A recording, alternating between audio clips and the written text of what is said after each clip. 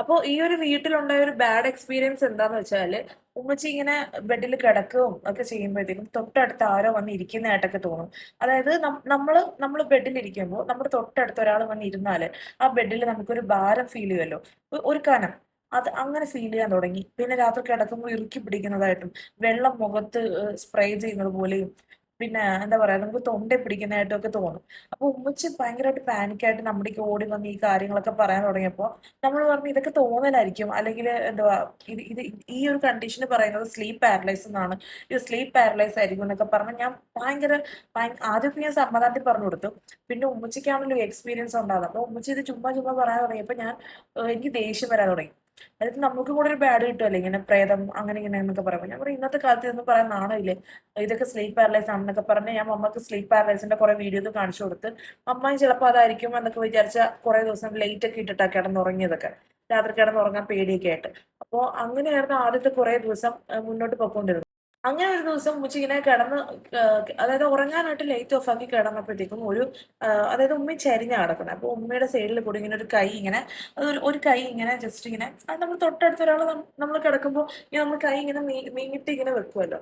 അപ്പൊ ഇങ്ങനെ കൈ നീളത്തിൽ വെക്കുമ്പോൾ ഉള്ള പോലെ ഒരു കൈ, ഒരു ഒരു ഇരുണ്ട ഒരു രൂപം പോലെ ഉമ്മി കണ്ടിട്ട് ഉമ്മി വീണ്ടും പാനിക്കായി ഭയങ്കര പേടിച്ചിട്ട് എഴുന്നേറ്റ്.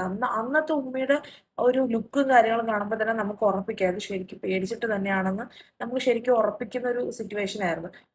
അപ്പോൾ ഞാനന്ന് പോയി റൂമിൽ പോയി കൂട്ടൊക്കെ കിടന്ന് പിന്നെ ഒരു കുറച്ച് ദിവസം അടുപ്പിച്ച് ഞാൻ ആ റൂമിൽ കിടന്നു. അപ്പൊ ഞാൻ ആ റൂമിൽ കിടക്കുമ്പോഴൊന്നും സത്യം പറഞ്ഞാൽ നമുക്ക് ഈ ബാഡ് എക്സ്പീരിയൻസോ കാര്യങ്ങളൊന്നും ഉണ്ടാകുന്നില്ല. എല്ലാം പെർഫെക്റ്റ് ആയിട്ട് തന്നെ പൊയ്ക്കൊണ്ടിരിക്കുന്നത്. അപ്പോൾ നമ്മൾ ഈ വീട്ടിൽ വന്നതിന് ശേഷം നമ്മൾ പേഴ്സണലി അറിയാവുന്ന കുറച്ച് ആൾക്കാരുണ്ട്. അപ്പോൾ അതായത് നമ്മൾ അവിടെ താമസിക്കുവാണെന്ന് അറിയുന്നില്ല. നമ്മളെ യാദൃച്ഛികമായിട്ട് നമ്മളെ അവിടെ വെച്ച് കാണുമ്പോൾ നിങ്ങൾ എവിടെ താമസിക്കുന്നതെന്ന് ചോദിക്കുമ്പോൾ ഞങ്ങൾ ഈ വീട്ടിലാണ് താമസിക്കുന്നതെന്ന് പറയുമ്പോൾ ആ വീടിന്റെ വലിയൊരു സ്റ്റോറിയാണ് അവർക്ക് പറയാനുള്ളത്. ഒരു ഭീകര സ്റ്റോറിയാണ് അവർക്ക് പറയാനുള്ളത്. അത് അതൊക്കെ കേട്ടപ്പോൾ ഞാനോർത്തു നാട്ടുകാരല്ലേ ഓരോന്നൊക്കെ പറയുന്നതായിരിക്കും എന്ന് വിചാരിച്ച് ഞങ്ങൾ ഒരു ചെവി കൂടെ കേട്ട് ഇപ്പുറത്തെ ചെവി കൂടെ കളയുന്ന ഒരു സിറ്റുവേഷൻ ആയിരുന്നു.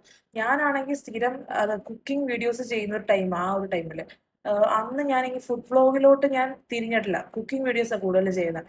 അപ്പൊ ഞാനൊരു കിച്ചണിന്റെ ടൈം ലാപ്സ് വീഡിയോ ഇട്ടു.